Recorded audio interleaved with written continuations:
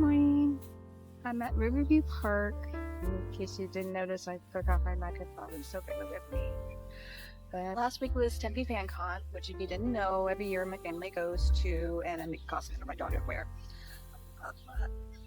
Although my son wasn't able to go at the last minute, it was just me and my daughter in the end. So over the course of the several months, I worked on her costume. There were a lot of highs and lows when it came to making the costume, things that didn't quite work out, whatever, and stuff like that. I'm not going to go to all of that in this video. I actually did a number of posts on my blog, which I started last September or so. The blog, not the costume, and I will include the links down below to all the different blog posts chronicling my progress in making the costume, or sometimes lack of. The only thing that I bought to make the costume was paint, like metallic paint, and the shoes, and then just try to use what I had, including doing some improvisation in some cases, which I admit I probably shouldn't have. We'll get to that. I bought this mask on impulse and thought it was kind of pretty, but of course it would definitely need a lot of work for this. First off, it had this really cheapy ribbon tied on attached on either side to tie onto your head, and I removed that immediately. Like, I forgot to mention, I bought some shiny puffy paint as well as the metallic paint that I used, and I used some of it on here and there on the mask to add some accents, basically, to really add some emphasis in some areas of the mask. And then, of course, painted over that with the pearl white metallic paint that I bought and then used throughout the costume and everything. I can't remember if I did 2 coats of it or if it took 3 coats. I think it took 3.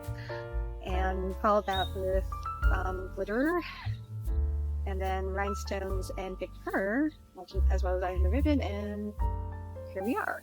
And if you notice, there's only 1 rhinestone, but at FanCon, sometime before the costume contest, the one, and I think it was this one actually, popped off, and I forgot to bring like crazy glue, which I normally bring with us just in case there's, well, that sort of thing happened. So instead I just kind of popped the other one off so it would match, and then we still had the one in the center, so it would still look pretty, I thought. I hope. See how fuzzy? Yeah, so...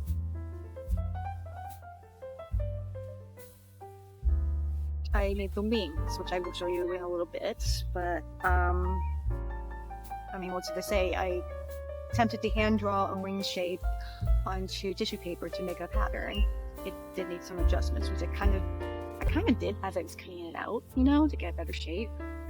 And I think the shape came out okay. So with that pattern, I cut 2 pieces of fabric for each wing. One with the front part, basically the front fabric, and the back fabric. The back fabric I just used some of the blue fabric that I pretty much used throughout the entire costume. The front fabric was actually some remnant, sort of like a satiny type shiny fabric that I got for, oh my gosh, I think I only paid like 40 cents for it. So after cutting out the pieces, in theory I should have used like iron-on interfacing to help stiffen them a bit, as well as, well, wiring. I ran out of iron-on interfacing, and yeah, didn't have wire. What I did was I used, because I'd heard some stuff and seen some stuff online about people using Mod Podge to stiffen fabric for projects. Just kind of brushing it on, laying it dry, you know? So I thought I would use this project as an opportunity to try that out. And let's just say it was very messy, but it seemed to work relatively well with the wings. As far as beyond that, and yeah, I did, after using it, I also used it to glue the parts together and then like sew them to, you know, extra reinforcement. And yeah. The only other thing I used to try to give them structure was I took what was left of the last of the boning that I had that I'd used in previous costumes for, you know, body structure basically, and used it on the top parts of the wings, which I will show you in a bit because yeah, it's much easier to see, right? And then pretty much hoped for the best. Yeah. After all that was done, I painted the wings. This was a little weird because I wanted to figure out a way to do dragon scales or something that would be relatively easy and would look like scales. And I thought, okay, I took a round sponge brush and used some paint on it, carefully tried to get it just right to dab all the fabric to make like scales. Once that was pretty well taken care of. I got started on the Bodice. And for the pattern for the Bodice, I use what's become pretty much my favorite pattern right now, the Simplicity one that I bought years ago and I've used for several costumes since then, including the Cinderella one I keep mentioning. But yeah. So fabric for the Bodice, obviously the outer side was more of the blue fabric. For the inner part, since it wasn't going to show, I figured it didn't matter what it looked like, just as long as it felt comfortable. So I had this other fabric that I actually used it for back when I was making a bunch of face masks for myself and my family and friends for the inner part, because it feels really soft against the skin and it's nice. So because it's just a really nice soft cotton, and so that's what I used for the inside of the Bodice. So after cutting out the pieces, and again, remember, I ran out of iron-on interfacing to see what's going. Unfortunately, I decided to try the Mod Podge thing again because it seemed to work so well with the wings. Not really, but yeah.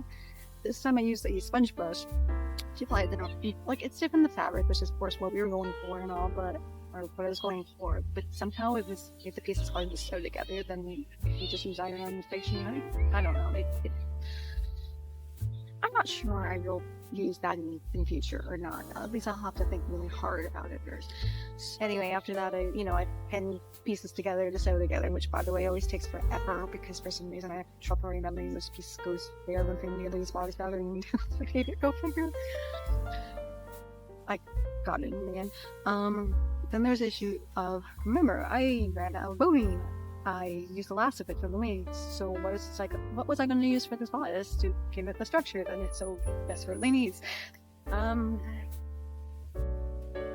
I've seen a lot online, like on Pinterest and different stuff, people using the ties for boning for costumes as a cheaper, like a nice affordable option instead, which I had a bunch, so I was going to try that.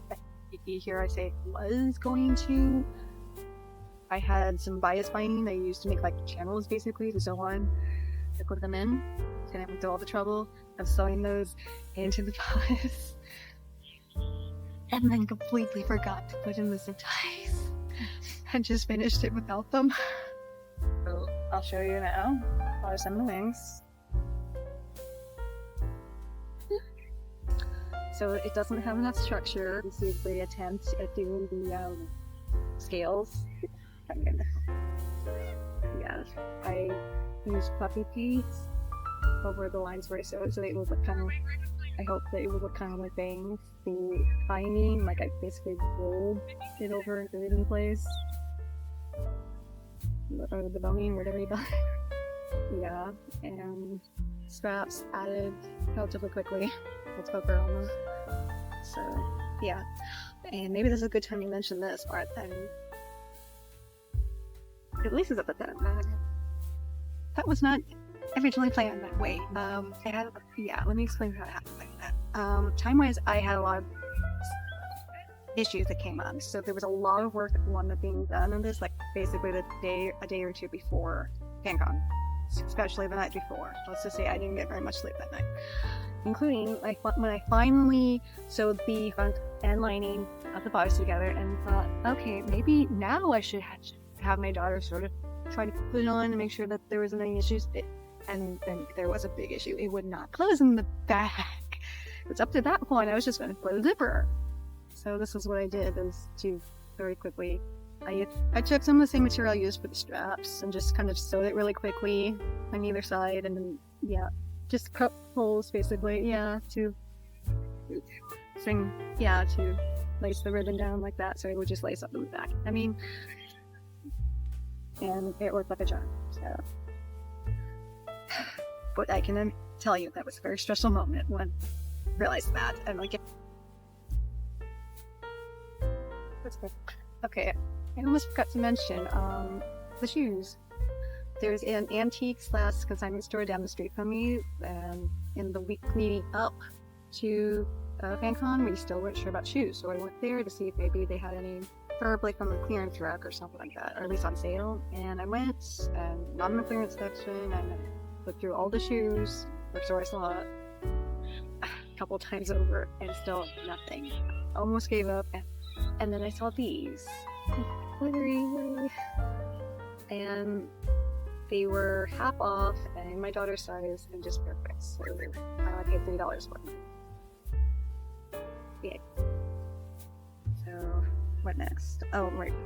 Skirt. Well, okay, so for the skirt, I saw this picture when I was trying to get ideas for sort of dragon tail skirt, and I thought, you know, something like that might work, but I wasn't really sure how to do it. I mean, it appears to be basically a high-low skirt, right? But I didn't know how to make that. I eventually came across this sort of pattern-esque on Pinterest, and I will include the links, of course, for both of those.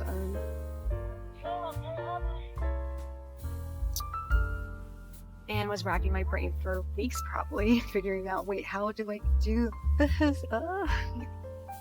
Until I'm really not sure how I did this. I just grabbed a ruler, scissors, and pencil, and just started cutting, measuring, until I somehow wound up with this.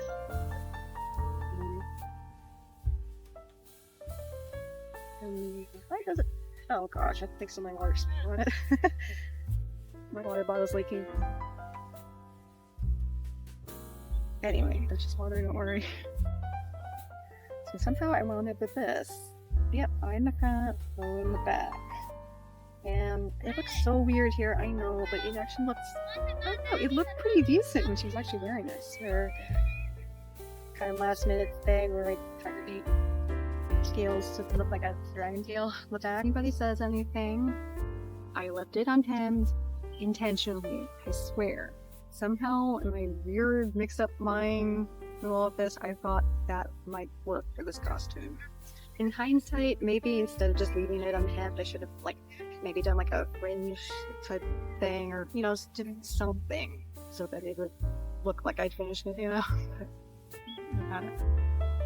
Maybe I might decide to do that later, just with these furry, earless gloves lined with the blue fabric. So they were actually pretty easy to make. I mostly just kind of traced a line, arm, hand, you know, to get the general shape, cutouts. I cut out, sewed around, turned inside out, and then just kind of carefully sewed up the side, and then right here, finger and thumb. Easy, yeah. Another similar way, I made leg warmers, except for with Velcro, so that they could be done more easily. But the thing about it is, like, if the sewing is done literally the night before the event, finishing touches the next one. Except, I forgot to sew that part shows on look. I fall for keeping them on. Maybe not. Okay. Anyway, so with those out of the way, the last thing is the horns. Literally made the morning of the event. In fact, they took 2 coats of paint. Basically, they're made from, it's actually toilet paper tubes, 1 for each, cut into 2 strips and then wrapped around. And then painted with a metallic paint. And then I glued these clips and fixed her at the bottom. But unfortunately, I should have used other clips because they kept sliding. But yeah. And another reminder, if you want more details about all the stuff, be sure to check it out on my blog. So yeah, we did go to FanCon, and I didn't actually get a whole lot of pictures and footage, even if my daughter in the costume. I feel so horrible about that. Of course, I got footage of her actually in the costume contest, which I'll show you right now.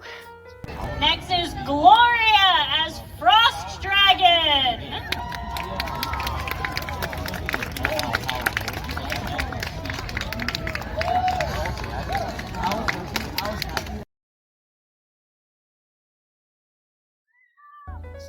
I mean, yeah, you can see the virtual little bodice was not working, but overall, I mean, I don't know. I actually like at least most of the costume, and you gotta give her props for getting out on the stage and doing this every year. She actually gets really nervous and anxious before going on stage every time, but she still does it every year. Yeah, she still does it. She gets up the nerve to do it every year, and I am so proud of her. Anyway, any ideas of what costume I should make next year, or just for fun? Yeah, let me know in the comments, because I'm open to suggestions. And anyway, if you actually got this far, thank you so much for watching, and have a nice day. Bye!